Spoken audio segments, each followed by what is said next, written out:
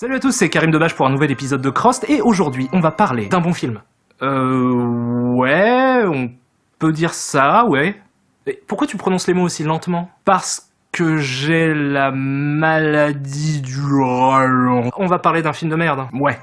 Mais pas n'importe lequel. Tu m'envoies extatique. Non, attends, c'est intéressant. En fait, c'est l'adaptation la moins bien notée de Rotten Tomatoes. Il y a combien? 0%. Ah ouais. Ouais. Et c'est quel film? C'est Double Dragon.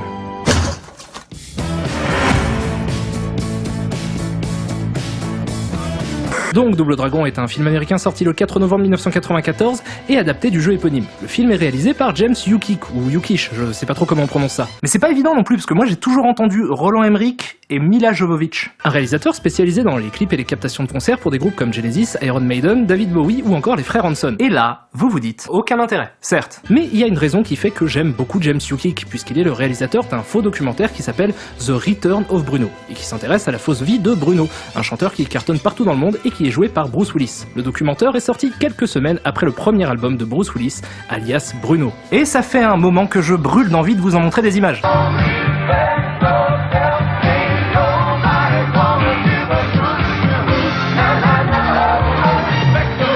Attends, ça n'a rien à voir avec Double Dragon. En effet.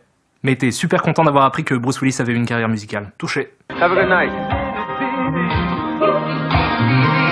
Bref, le film quant à lui commence quelque part en Chine, où des ninjas sont envoyés pour voler une moitié de médaillon légendaire de la légende du pendentif ancestral qui, s'il est reconstitué, donne des pouvoirs incroyables à son possesseur. Donc on se retrouve à New Angeles, où le gros méchant du film, interprété par Robert Patrick, a sorti la coupe de cheveux des grands jours. Oh, tu peux parler toi. Non, toi tu peux parler toi. Il récupère un bout du médaillon, mais comme il lui en manque la moitié, il ne dispose que de quelques pouvoirs pas terribles comme se transformer en personnage de vieille télé, se transformer en papier, ou encore se transformer en ombre. Effectivement, c'est pas terrible. En plus, il a pas de chance, son appart a l'air d'être rempli de gens qui secouent ses meubles pour lui faire croire à un tremblement de terre. Après ça, on rencontre les deux personnages principaux qui, comme dans le jeu, s'appellent Jimmy Lee et Billy Lee, et qui, comme dans le jeu, sont de grands bagarreurs. Waouh! Hey, 10 points pour nous! Quoi?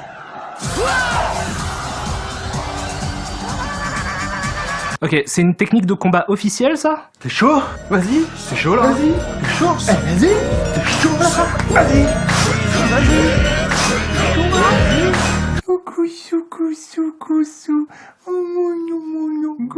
C'est là qu'il s'est mis à me pincer les joues. Je lui ai rien dit, mais je me sentais sale. Ça va trop loin. Juste pour des vidéos, pour internet. Il est quand même à noter que Jimmy est joué par Mark Dacascos, que je vais vous montrer en train de faire de la capoeira.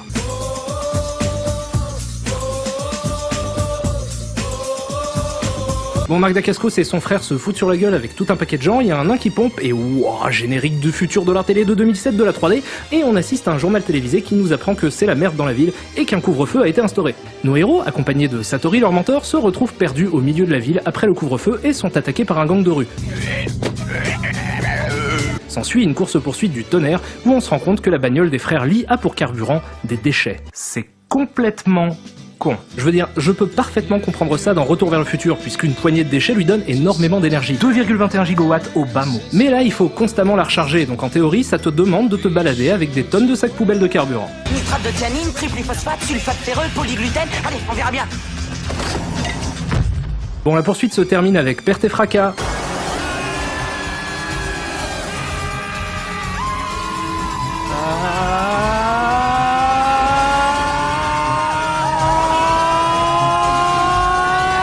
Et les méchants gangsters sont sur le point de leur en foutre plein la gueule, quand ils sont sauvés par Alyssa Milano, déguisée en mur. Je t'ai caché. Une fois chez eux, on voit qu'ils sont en possession de l'autre moitié du médaillon, ce qui fait que Robert Patrick vient la chercher. Billy et Jimmy se battent contre des Dupont et Dupont asiatiques sur fond de musique insupportable.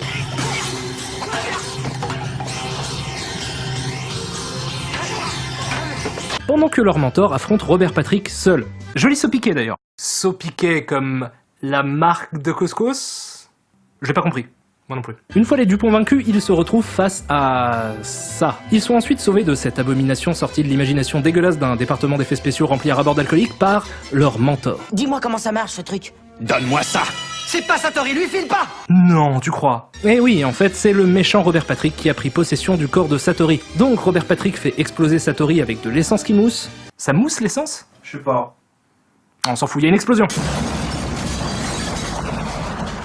Ah bah ça non, on n'est pas sur des trampolines. Du coup, après la mort de leur mentor, Jimmy et Billy sont tout tristes et nous embarquent dans la scène de dialogue la plus conne de l'histoire des mots. Il y a un nombre de clichés débiles. Arrête de te lamenter sur ton sort, y en a marre. Et de poésie approximative. Faut pas faire n'importe quoi. Qui dépasse l'entendement. C'est pas le moment de s'énerver, Billy, tu m'écoutes, c'est pas une compète de karaté. Dans cette séquence. Jimmy, Satori est morte. Oui, je suis pas sans le savoir. C'est la fête du slip. Et comme c'est vachement dur de faire mieux après une scène aussi poignante, le réalisateur décide de nous balancer directement au cœur d'une séquence d'action, lorsque nos héros sont attaqués par le Village People Crew. Bref, la séquence d'action consiste à voir Billy et Jimmy se foutre sur la gueule avec tout un tas de méchants. Je vais essayer de pas trop me plaindre parce que c'est probablement la séquence la plus proche des jeux vidéo d'origine, mais j'ai néanmoins quelques questions à poser. Question numéro 1. Pourquoi il y a tout plein de méchants qui attendent sur le côté au lieu d'aider les autres méchants à tabasser les frères Lee? Question numéro 2. Pourquoi ils font tourner leur sac? Si je le fais assez vite, je vais m'envoler.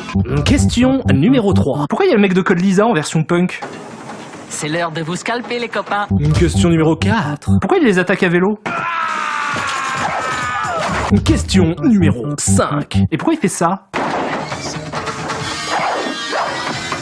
C'est juste de la frime. Question numéro 6. Pourquoi il lance un pneu? Attention, il y a un pneu. Question numéro 7. Pourquoi il pète la fenêtre avec une bouée alors qu'ils sont tous armés de battes? Question numéro 8. Pourquoi est-ce que le design de cette moto me fait horriblement penser aux jouets mécanos?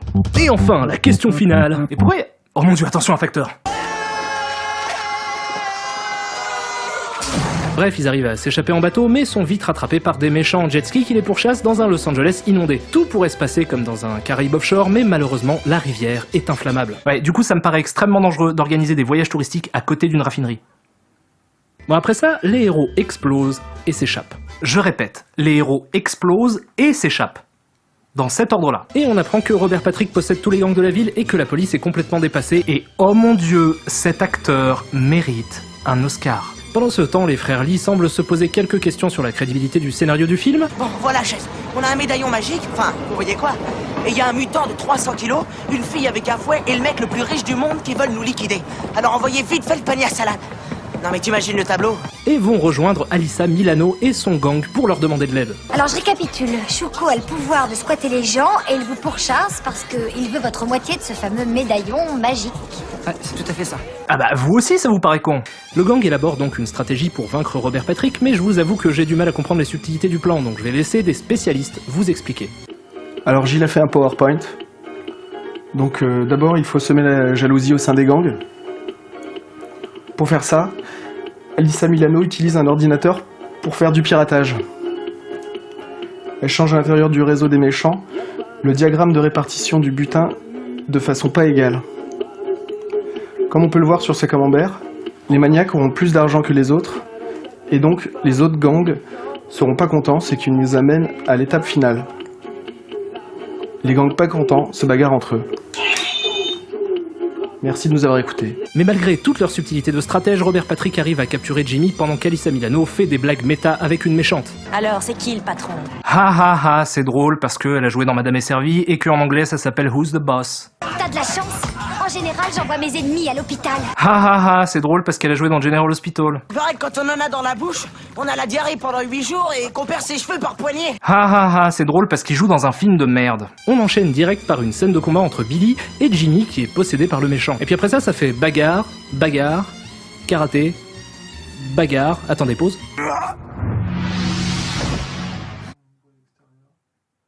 Yo les mecs, c'est Georges Méliès dans la place. Je voulais juste vous dire que ce genre de truc où on joue le plan à l'envers pour donner l'impression d'un mouvement de fou, c'était déjà un peu tout pourri à mon époque. Big up yao. Ok, donc Robert Patrick récupère l'autre morceau de médaillon et se transforme en double costume raté. Vous pouvez arrêter de faire n'importe quoi avec votre Robert Patrick. Il y a plein de gens qui n'ont pas la chance d'avoir un Robert Patrick. Alors un peu de respect s'il vous plaît.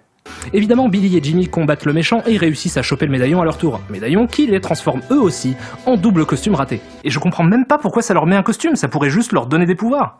Là c'est ridicule. Le médaillon de la légende? Ouais. Enfin bon, c'est pas grave, Satori revient leur faire une Mufasa et les héros sont en mode super guerrier, donc je suis sûr que la grosse scène d'action de fin va arriver maintenant. Voyons comment ils s'en sortent.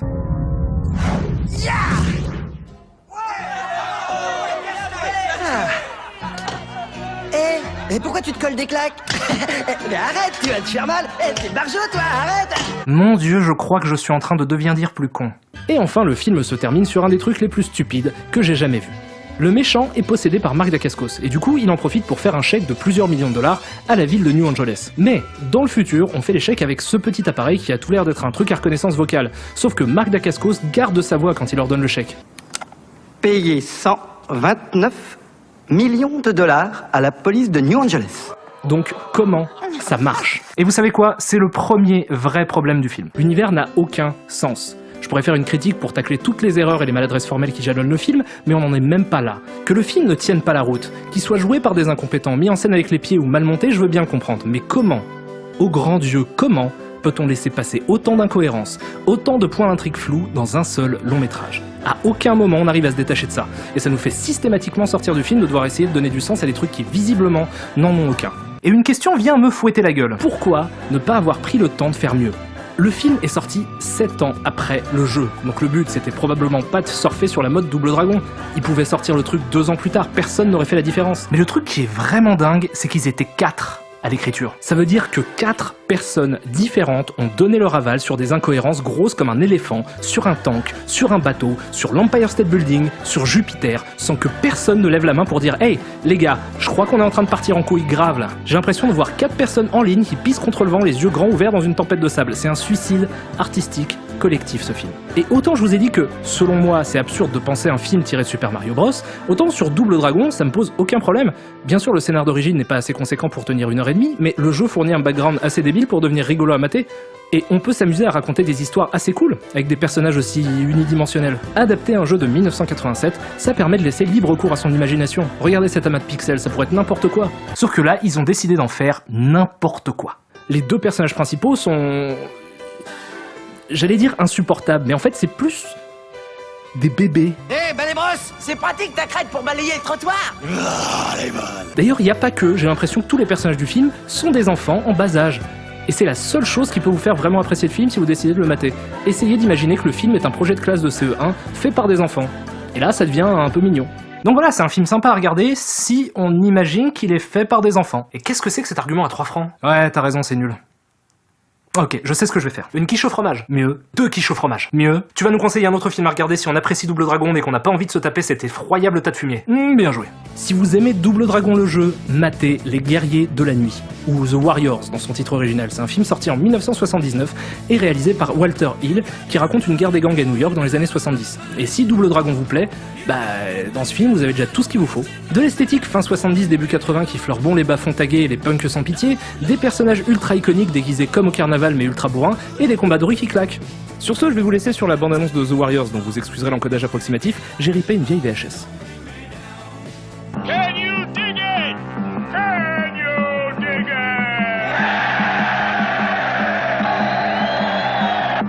it? The Furies. The Bombers. Oui pour l'isolation. Pour le crépi, oui. Le crépi. Oh oui.